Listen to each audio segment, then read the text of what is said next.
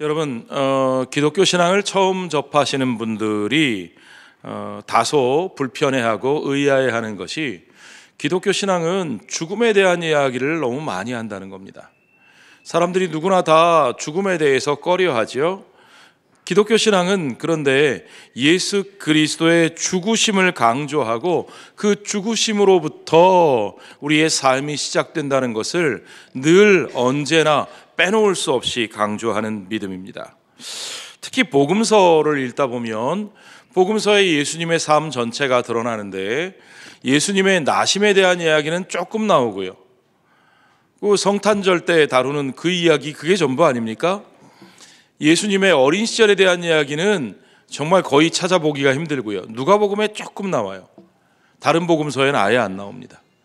그리고는 예수님 공생애에 대한 이야기가 나오는데 예수님 공생애에 대한 이야기, 그분의 기적을 일으키신 이야기, 그분이 교훈을 가르치신 이야기, 여러 이야기들, 재밌고 좋은 이야기들 많이 나오는 것 같은데 그 이야기가 조금 나오다가 어느샌가 예루살렘에 들어가셔서 붙잡히시고 나더니 계속해서 재판, 신문 받으시고 고난당하시고 채찍에 맞으시고 십자가에 달려서 돌아가시기까지.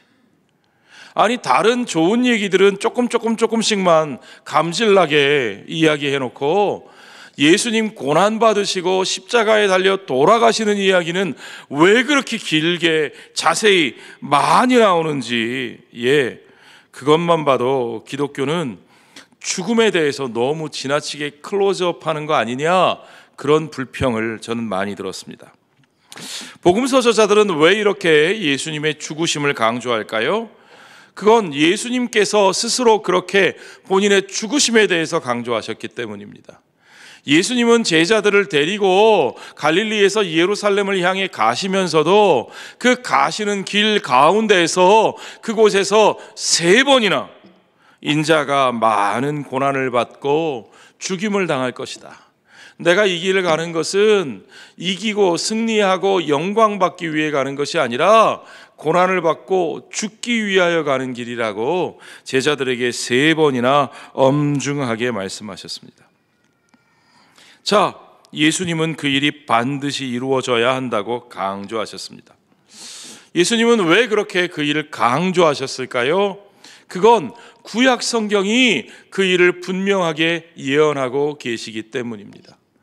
구약 성경은 하나님의 아들 메시아가 이 땅에 천군 만마를 거느리고 와서 이 땅의 악한 자들을 다 쓸어버리는 것이 아니라 이 땅에 나귀의 새끼를 타신 겸손한 왕의 모습으로 와서 이 땅에서 하나님의 백성들의 죄를 위하여 대신 고난받으시고 대신 채찍에 맞으시고 대신 피 흘려 죽으실 것이라고 분명하게 말씀하고 계시기 때문입니다. 예수님은 때라는 말씀을 잘 하셨어요. 때가 있다. 그래서 제자들이 주의 날, 주께서 주의 때를 이룰 때가 이때입니까? 주의 보좌에 앉으실 때가 이때입니까? 제자들이 그 때를 간절히 기다리고 있을 때 그때가 제자들이 기다리던, 제자들이 생각하던 그런 날이 아니라는 사실을 분명하게 말씀하셨어요. 예수님께서 그 때를 말씀하시니까 제자들은 엉뚱한 것을 상상했습니다.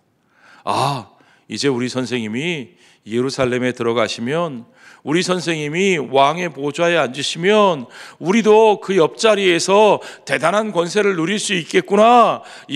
그래서 어떤 형제는 하나는 좌편에 하나는 우편에 앉게 해주십시오. 뇌물은 모르겠고요. 아부도 하고 청탁도 하고, 그렇죠? 청탁하고 뇌물은 다르죠. 청탁도 하고. 그런데 여러분, 그분이 그 때를 위해 이 세상에 오셨다고 말씀하신 그 때가 어떤 때입니까? 제자들은 그 때를 아주 기대했을 겁니다. 제자들은 예수님을 따라다니면서 대단한 걸 이미 많이 봤어요. 오병이어, 보리떡 5개와 물고기 2마리를 가지고 5,000명을 먹이시는 것도 보았습니다. 죽은 자를 살리시는 것도 보았습니다. 그래서 그들은 주님, 이제야말로 주님이 주의 나라를 이루시겠습니까? 주의 보좌에 앉으시겠습니까? 무언가 대단한 걸 보여주십시오 하는데 예수님은 그때마다 아직 나의 때가 이르지 아니하였다 그러셨어요. 그러니까 여러분, 제자들은 뭘 상상했겠습니까? 아니 그 놀라운 것도 보여주신 주님이 아직 때가 이르지 아니하였다? 그러면 그 때가 되면 도대체 어떤 일이 일어날까? 막 그들은 자기들 나름대로 상상의 나래를 펼쳤을 겁니다. 그러던 주님이 때가 이르렀다 하고 말씀하셨습니다. 그 때가 언제입니까? 주님이 예루살렘에 들어가실 때입니다. 그런데 정작 예루살렘에 들어가서 주님께 벌어진 일은 뭡니까? 주님은 유대인들의 모함으로 로마의 권세자들에게 붙잡히셨고, 끌려가서 신문 받으셨고, 채찍에 맞으셨고, 온갖 조롱과 모욕을 당하셨고, 그런데도 주님은 거기에 대해서 한마디 변명도 안 하시고, 거기에 맞서지도 않으시고, 심지어는 거기서 빠져나갈 생각도 안 하시고, 그리고는 결국 십자가 지시고 무기력한 모습으로 그 십자가에서 죽으시기까지.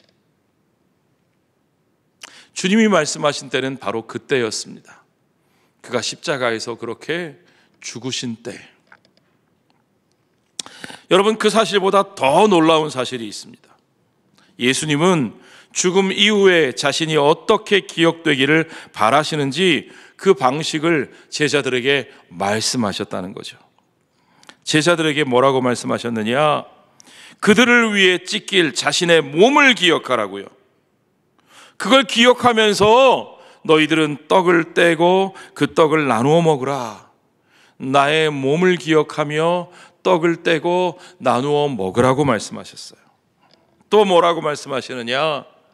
그들을 위해 흘릴 자신의 피를 기억하면서, 예수님의 피를 기억하면서 포도주를 따르고 그것을, 그 잔을 돌려가며 나누어 마시라고 말씀하셨다는 겁니다. 뭡니까 여러분? 이 두 가지 다 무엇을 분명하게 보여줍니까? 그의 찢으실 몸, 그의 흘리실 피, 그 두 가지는 전부 다 그분의 죽음을 우리에게 상징하고 있습니다. 예수님은 자신이 어떻게 기억되기를 바라셨는가? 그분의 어떤 모범이나 어떤 가르침보다도, 그분이 행하신 어떤 기적보다도, 그분이 전하신 어떤 설교나 어떤 사역보다도, 심지어는 그분의 살아있는 몸이나 그 몸 안에 도는 뜨거운 피보다도 우리가 분명히 기억해야 할 것이 있다는 겁니다. 그게 뭐냐? 죽음에 넘겨지신, 십자가에 못 박혀 찢기신 그분의 몸, 그리고 죽어가며 흘리신 그분의 피. 그렇습니다 여러분. 주님은 그렇게 그분의 죽으심으로 그의 제자들에게 기억되기를 분명하게 원하셨다는 겁니다. 고린도전서 11장 24절에서는 바울이 이것을 이렇게 설명합니다. 축사하시고 떼어 이르시되 이것은 너희를 위하는 내 몸이니 이것을 행하여 나를 기념하라 하시고, 11장 25절에서는 식후에 또한 그와 같이 잔을 가지시고 이르시되 이 잔은 내 피로 세운 새 언약이니 이것을 행하여 마실 때마다 나를 기념하라 말씀하셨다는 겁니다. 그러니까요 여러분, 주님이 기념하라, 주님이 기억하라 하신 그것을 우리가 분명히 생각해 보면, 주님의 몸된 교회가, 그의 제자들이 우리의 믿음을 상징하는 표시로 십자가, 그 표시로 십자가를 택한 것은 아주 당연한 일이었다고 생각이 됩니다. 여러분 한번 상상해 보십시오. 우리 기독교인들이, 우리 그리스도의 교회가 다른 상징을 선택할 수는 없었을까요? 십자가, 이것 좀 어떤 분들이 그래요. 찜찜하지 않아요? 그럼 다른 상징 뭐가 좋은 게 있을까요? 여러분, 제가 미국에서 살 때 크리스마스 시즌이 되면 특별히 캐톨릭 신앙 가지신 분들은, 천주교인들은 집 앞에, 미국 사람들 이제 마당이 있으니까 집 앞에, 현관 앞에 마당에다가 구유를 만들어 놓습니다. 말구유.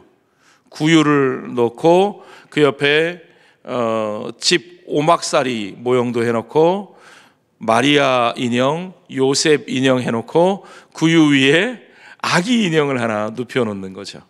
예. 우리를 위해서 말구유에 나신 아기 예수 그리스도. 그렇습니다. 가만히 생각해 보면 그것도 우리 기독교의 상징이 될 수 있을 것 같아요. 저 하늘의 영광을 버리고 이 땅에, 낮고 천한 이 땅에 가장 낮은 모습으로 오신 예수 그리스도의 성육신하신 모습, 그러니까 말구유에 누이신 아기를 우리의 신앙으로 삼아도 뭐 나쁘지 않을 것 같습니다. 여러분, 혹시 저 대신동 저기 가다가 어디 보셨어요? 가다 보면 우리가 이단으로 여기는 교파 교회가 있는데, 이 교회는 예배당 꼭대기에 십자가가 안 걸려 있고, 이 비둘기 모양이 이렇게, 거기에 비둘기 한 마리가 꼭대기에, 첨탑 꼭대기에 앉아 있어요. 예. 성령의 임재를 상징하는 거죠. 사실 그 사람들은 왜 그렇게 비둘기를 중요시 여기느냐? 자기들의 교주가 늦은 비 성령이래요. 예. 자기들의 교주가 성령님이래요. 그래서 비둘기를 그렇게 자기들의 상징으로 삼습니다. 우린 동의할 수 없지만, 그렇지만 가만히 생각해 보면요, 여러분, 교회가 어떻게 시작됐습니까? 교회는 성령의 강림하신 날, 오순절날 이 땅에서 시작됐으니까, 오순절 성령 강림과 더불어 시작된 것이 이 땅의 교회니까, 이 땅의 교회의 상징을, 성령님을 상징하는 비둘기의 모습으로 그렇게 표현해도 그거 나쁘지 않을 것 같은데, 어떻게 생각하십니까? 어떤 사람 그런 얘기하는 것도 들었어요. 아니, 기독교 하면 사랑이고 겸손인데 그 사랑과 겸손을 가장 잘 보여주신 건 예수님께서 제자들의 발을 씻겨주신 그 장면이니까, 우리 기독교의 상징으로 예수님이 제자들의 발을 씻기신 수건을 사용하면 어떠냐. 수건. 제가 그 얘기를 듣고 그것도 나쁘지 않겠다. 우리 교회에서 맨날 무슨 행사하면 수건 나누어 주잖아요. 수건. 여러분, 수건 안 받으셨어요? 예. 수건, 교회에서 수건 자주 나눠주니까 서로 발 씻어주는 겸손을 행하라고. 예, 그것도 좋은 메시지가 되겠네요. 그러나 여러분, 가만히 생각해 보면 그 어떤 것도 우리 기독교 신앙의 한 가지 진리를 드러낼 수는 있지만, 그러나 우리 주 예수 그리스도의 십자가보다 더 그 분명한 진리와 우리 믿음의 본질과 하나님의 사랑과 은혜를 드러내는 상징은 더 있을 수 없다는 것을 분명히 깨닫게 됩니다. 그렇죠, 여러분? 예, 그렇습니다. 십자가야말로 가장 중요한 우리 주 예수 그리스도의 사랑과 그분에 대한 우리의 믿음의 본질을 우리에게 가르쳐주는 우리 믿음의 중요한 상징이라고 말할 수 있습니다. 우리가 십자가를 우리 기독교 신앙의 최고의 상징으로 삼는 것에 더욱더 놀라는 이유는요, 사실은 십자가는 아까 말씀드렸지만 굉장히 불편한 상징이라는 겁니다. 특별히 그 십자가의 기원이 된 그리스 로마 문화에서는요, 십자가는 정말 쳐다보기도 싫은 끔찍하고 처참하고 아주 꺼리끼는 수치스러운 상징일 수밖에 없었습니다. 더군다나 유대인들은요, 율법에 보면 나무에 매달려 죽은 자는 하나님께 저주받아 죽은 자라 그랬어요. 그러니까 하나님의 아들 메시아, 이 땅의 구원자로 오신 그분이 나무에 매달려 죽으셨다, 그들은 그것을 절대로 받아들일 수 없었습니다. 그런데 그 예수께서 십자가에 못 박혀 죽으셨습니다. 로마인들에게는 아무리 끔찍한 죄를 지었어도, 아무리 흉악한 죄를 지었어도 로마 시민에게는 적용되지도 않는 그 형벌, 그 끔찍한 형벌에 그가 세상에서 가장 연약한 자의 모습으로 그렇게 못 박혀 죽으셨습니다. 유대인들은 그것을 보면서 그것 봐라! 예수는 그래서 하나님의 아들일 수 없다. 우리를 위해 오신 메시아가 어떻게 저렇게 연약한 모습으로 죽을 수 있는가? 메시아는 우리를 위해 싸워 승리해야지. 우리는 그를 메시아로 믿을 수 없다. 그가 메시아라는 것은 신성모독이다 라고 말합니다. 그런데 유대인 중에 유대인이었던 사도 바울은 그 수치의 상징을 오히려 자랑으로 여기고 오직 그것 외에는 아무것도 알지 아니하기로 작정했다고 말합니다.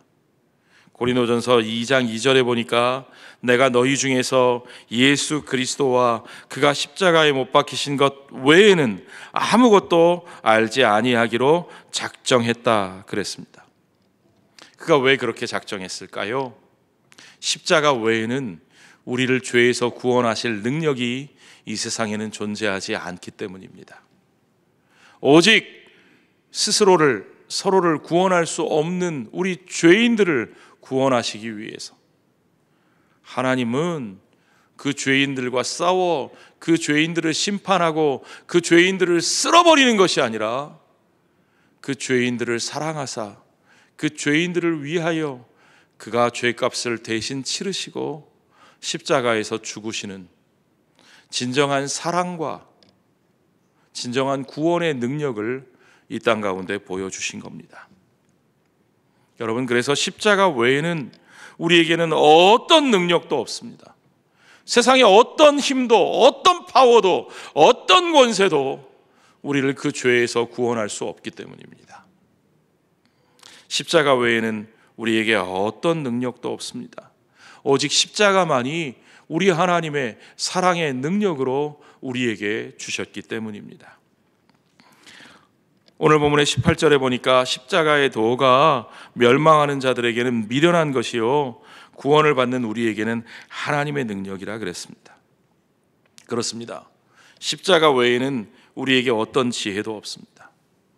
여러분, 인간이 그 역사를 통틀어 수많은 지혜와 지식과 사상과 교양과 도덕과 교훈들을 만들어냈지만 그러나 그 어떤 것도 우리의 죄를 씻어주시고 어떤 것도 우리를 그 죄의 종되었던 곳에서 우리를 해방시켜 줄 수 없었습니다.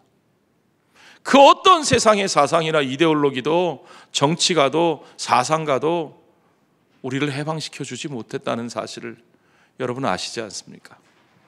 오직 죄 없으신 하나님의 아들 예수 그리스도, 그분이 이 땅에 오셔서 그 온전한 사랑으로 우리를 위해 자신을 내어주시고 우리를 위한 용서와 화해의 길을 걸어가셨을 때, 그 십자가에서 그분의 사랑을 우리에게 확증하셨을 때 오직 죄와 사망의 권세는, 우리를 정죄하는 사단의 모든 참소는 다 무너지고, 그래서 우리를 얼검했던, 우리를 죄의 종노릇하게 했던 그 모든 죄의 쇠사슬이 우리에게서 벗겨지게 된 것을 여러분 믿으시기 바랍니다. 여러분, 그것이 하나님의 지혜입니다. 그것이 해방될 수 없는 우리들을 해방시키신 하나님의 지혜입니다. 그것이 하나 될 수 없는 우리들을 하나 되게 하신 하나님의 지혜입니다. 그래서 십자가 외에는 우리에게 어떤 지혜도 있을 수 없습니다. 우리에게는 오직 그 십자가만이 하나님의 지혜이기 때문입니다. 그래서 바울은 22절에 이렇게 말합니다.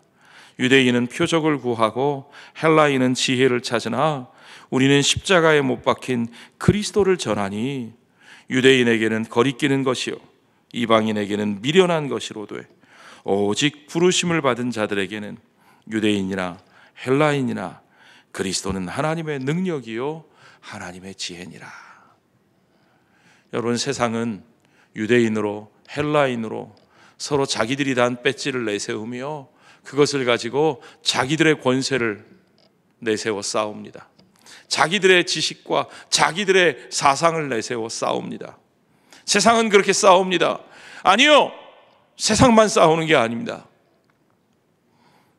세상이 어지러울 때 하나님의 백성들이라 하는 우리들, 그리스도인이라 하는 우리들도 우리 각자의 지혜가 옳다고, 우리 각자의 권력이 정당하다고 서로의 능력을 내세우며 서로의 지혜를 주장하며 편갈라 싸우고 정죄하고 욕하고. 그러나 여러분, 가만히 이제 좀 숨을 고르고 이제 좀 흥분된 마음을 가라앉히고 가만히 돌아보며 생각해 봅시다. 여러분, 어떤 권력이 우리를 진정한 자유와 해방으로 인도할 수 있었습니까? 여러분, 어떤 지혜와 지식과 사상이 우리들을 서로 용서하게 하고 우리가 서로 화해하게 했습니까? 세상의 어떤 권력도, 세상의 어떤 지혜도, 지식도, 사상도 우리에게 그 생명과 자유의 길로 인도하지 못한 것을 여러분 아시지요? 그렇습니다. 오직 우리에게 진정한 능력이 되는 것은 우리 주 예수 그리스도의 십자가뿐인 것을 여러분 믿으시기 바랍니다. 우리에게 진정한 지혜가 되고 해답이 되는 것은 오직 우리 주 예수 그리스도의 십자가뿐인 것을 여러분 믿으시기 바랍니다. 이제 그 십자가 앞으로 나오십시오. 우리가 자랑하던 세상의 능력과 권세에 여러분 이제 내려놓읍시다. 우리가 그렇게 옳다고 주장하던 세상의 지혜와 세상의 교훈과 세상의 사상들 여러분 이제 좀 내려놓읍시다. 오직 우리를 위해 피 흘리시고 우리를 하나님의 자녀가 되게 하신 예수 그리스도의 그 십자가, 오직 그 십자가의 그 사랑과 그 은혜만을 바라보십시오. 그 십자가 안에서 드러나신 우리 하나님의 능력, 그 십자가 안에서 드러나신 우리 하나님의 지혜, 여러분 우리가 보기에는 너무나 연약한 것처럼 보이고 우리가 보기엔 너무나 무기력한 것처럼 보이지만 그 십자가의 능력이, 그 십자가의 사랑이 세상을 고치고 세상을 변화시키고 세상을 구원할 수 있는 유일한 길인 것을 여러분 믿으시기 바랍니다. 그렇습니다. 하나님의 약한 것이 세상의 강한 것보다 더 능력이 있고 하나님의 미련한 것이 세상의 지혜로운 것보다 더 지혜롭다고 성경은 우리에게 분명히 말씀하고 있습니다. 하나님의 능력은 십자가의 능력입니다. 하나님의 능력은 자신을 내어주시는 사랑의 능력입니다. 하나님의 능력은 십자가의 능력입니다. 하나님의 지혜는 십자가의 사랑입니다. 하나님의 문제 해결 방식은 십자가의 방법입니다. 그 십자가 앞에서 모든 것을 내려놓고 모든 것을 품어 안으시는 우리 하나님의 사랑, 스스로를 어찌할 수 없는 그들을 품어주시고 용서하시고 환대하시며 그들을 씻어주시고 새로운 삶의 기회를 조건 없이 베풀어 주시는 우리 하나님의 그 사랑, 그 하나님의 사랑, 그 모든 사랑과 그 모든 은혜가 오직 주 예수 그리스도의 십자가 안에 있는 것을 여러분 믿으시기 바랍니다. 주님은 십자가로 저와 여러분을 부르셨습니다. 십자가 붙들고 주님의 길을 걸어가게 하십니다. 여러분, 우리가 주님의 길을 걸어가는 주님의 교회로 세우심을 받았다면 우리는 십자가의 능력만을 의지해야 하고 우리는 십자가의 지혜만을 드러내야 합니다. 우리가 의지하는 능력이 세상의 돈의 능력이어서는 안 됩니다. 우리가 붙들고 살아가는 능력이 세상의 정치 권력이어서는 안 됩니다. 우리가 자랑하는 지혜가 세상의 이데올로기와 세상의 철학과 세상의 사상이어서는 안 됩니다. 우리 다시금 십자가로 돌아옵시다. 그 십자가의 사랑과 은혜 안에 우리 모두가 하나 되어 오직 예수 그리스도의 그 길을 함께 걸어가는 저와 여러분 되시기를 주의 이름으로 축원합니다.